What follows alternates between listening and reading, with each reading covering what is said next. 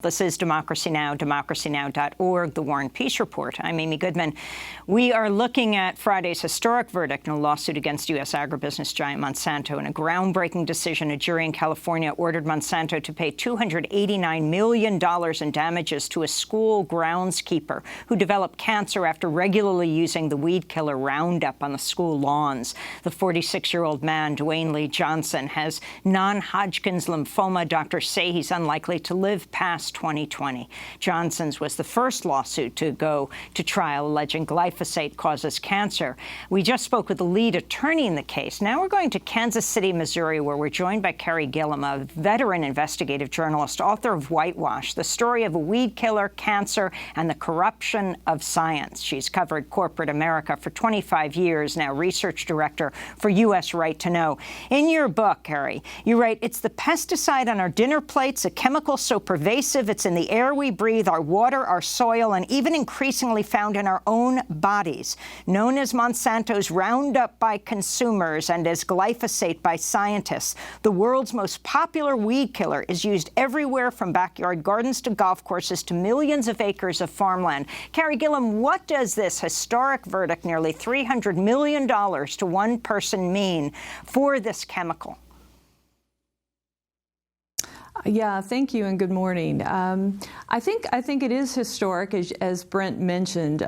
This vindicates really years and years, decades of independent scientific work studying this chemical and this herbicide. You know, we went from about 40 million pounds of glyphosate used in the 1990s to close to 300 million pounds used now in the United States. This is the most widely used weed killer ever in the history of the world. And this is primarily because Monsanto has spent so much time and effort marketing this to be used in so many different ways and to be used so pervasively in food production. And of course, the main selling point has been that it is so very safe, so much safer than any other herbicide out there. Safe enough to convince our regulators to allow ever increasingly higher levels of this pesticide in our food. And as you mentioned, it is. Evidence shows us it's very routinely found in our water, in our food, in our soil, in our air. U.S. scientists have even documented it coming down as rainfall. And so the use of this, in the last minutes that Brent Wisner was on, he talked about, for example, immigrant workers that deal with this. I mean, in California, how many people, how many farm workers are exposed to this? Can they bring lawsuits when they get sick? What about undocumented workers? Right. I mean, there are thousands of people around the United States, obviously, who have already filed suit, thousands more who are waiting in the wings, I'm told, from all of the different plaintiffs' attorneys I've talked to around the country.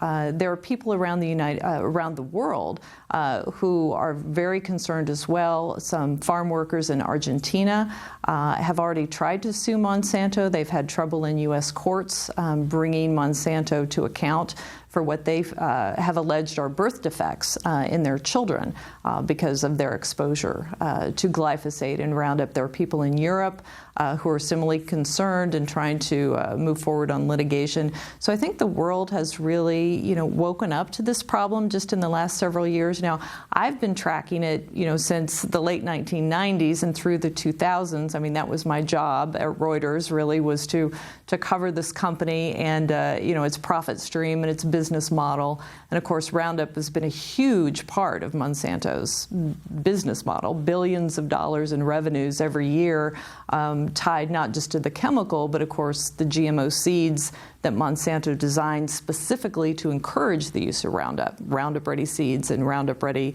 and Roundup herbicide meant billions and billions of dollars for Monsanto every year. And Bayer, which just acquired Monsanto in June, of course, has been hoping to continue that revenue stream.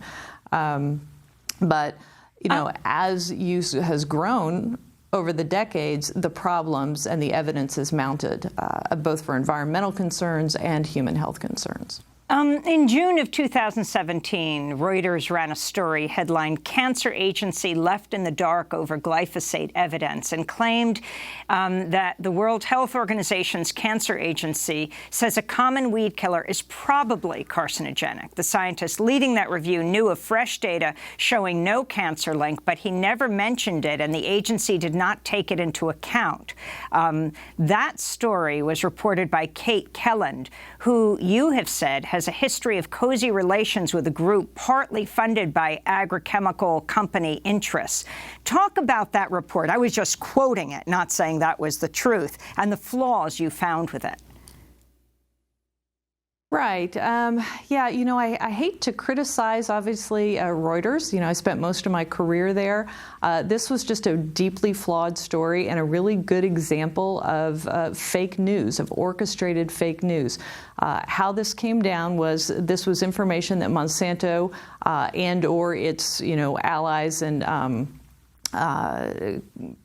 co-workers, I guess you might want to say, fed to Kate Kelland through the Science Media Center. They tried to feed it to other journalists as well. Other journalists turned it down. Effectively, this was a deposition by Aaron Blair, who chaired the working group of the International Agency for Research on Cancer that looked at glyphosate. This was his deposition. Now, it had not been filed in court, so it was not available for public viewing. It was not part of the docket. Monsanto gave it to Kate and gave her basically their view of it, which is what you just read, that, oh, Aaron Blair knew of this research and withheld it from the International Agency for Research on Cancer, and had IARC known, they would have come up with a different classification. Now, I also had the deposition and could see, as anybody could from reading the deposition, that's not what it said at all. But Kate went with Monsanto's spin, so to speak, on this, wrote the story, did not provide a link to the document, did not provide it anywhere at all, falsely claimed that it was a court document, which it really wasn't. It wasn't filed. It wasn't publicly available in court at all. And then went on to quote two scientists who are known to be associated and consulting with the agrochemical industry, and she quoted them and said that they were independent. So her story got picked up, you know, around the world by media, and was picked up by U.S. lawmakers and others, and said, "Oh, look at this terrible situation that happened with IARC. You know, this is a politically motivated political agenda at IARC to, you know, to and explain what IARC castigate is. This poor." IARC is the International Agency for Research on Cancer. It's part of the World Health Organization, and these are elite and independent cancer scientists who come together to look at literature, toxicology, and epidemiology, and to look at different substances and to classify them as to their carcinogenicity. Why is Roundup allowed? So they allowed in the United States, and also aren't, for example, Roundup soybeans, crops are made to work with this Roundup pesticide. Right. So what Monsanto did, they introduced glyphosate to the world in 1974, patented it, and, you know, enjoyed quite a bit of success because it was a very effective herbicide, killed weeds very, very quickly, and Monsanto said it was so much safer than other herbicides on the market. But the patent was expiring in the year 2000. So Monsanto came up with a really brilliant strategy, which was, let's genetically alter, let's engineer special crops that can be sprayed directly over the top with glyphosate, and they won't die, but the weeds will. And it was ingenious. It made farming so much easier for farmers, you know, who have to really keep their fields very clean of weeds. When you have fewer weeds, your crops are going to grow better. They're going to get the nutrients and the moisture out of the soil and not compete with the weeds. So it really was a great thing, and farmers loved it. And Monsanto called these crops Roundup-ready crops. And the idea was that farmers would buy the special seeds, and then they would spray the crops with Roundup. And Monsanto would maintain its market share. Their investors would maintain that profit flow.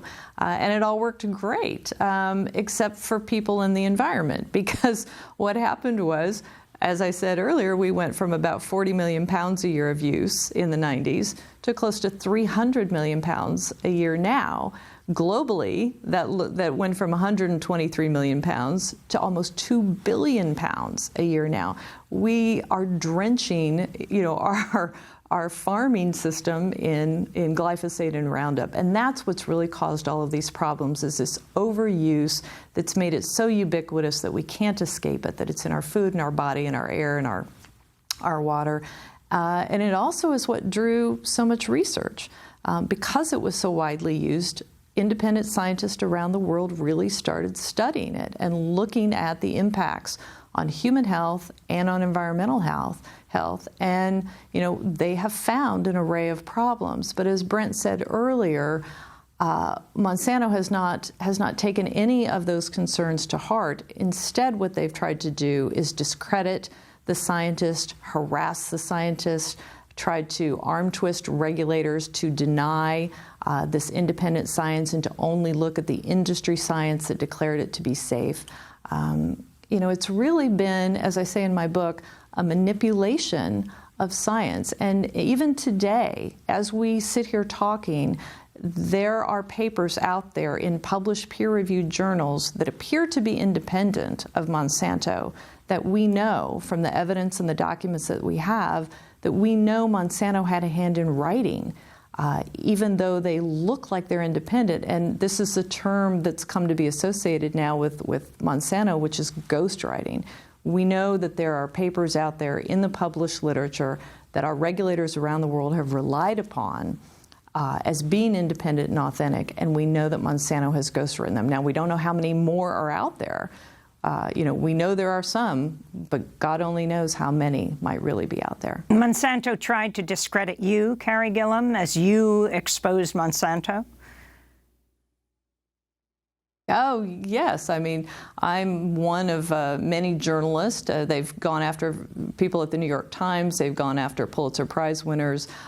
They've gone after journalists at magazines and newspapers around the world. Really anyone, and scientists, anyone who doesn't parrot the talking points, who tries to bring truth to light, who uncovers facts that, are not beneficial to Monsanto, they're going to go after you. And, luckily, through Freedom of Information Act requests, state record requests, we've obtained documents from regulators, from state universities, and of course these internal Monsanto documents that have come to light. And, they really do show this, ongoing decades, I call it decades of deception, very strategic efforts by Monsanto, others in the agrochemical industry, to own the science and to discredit anybody who tries to challenge them. Well, I want to thank you very much for being with us. We'll certainly continue to follow this story as thousands of lawsuits are in the wings against Monsanto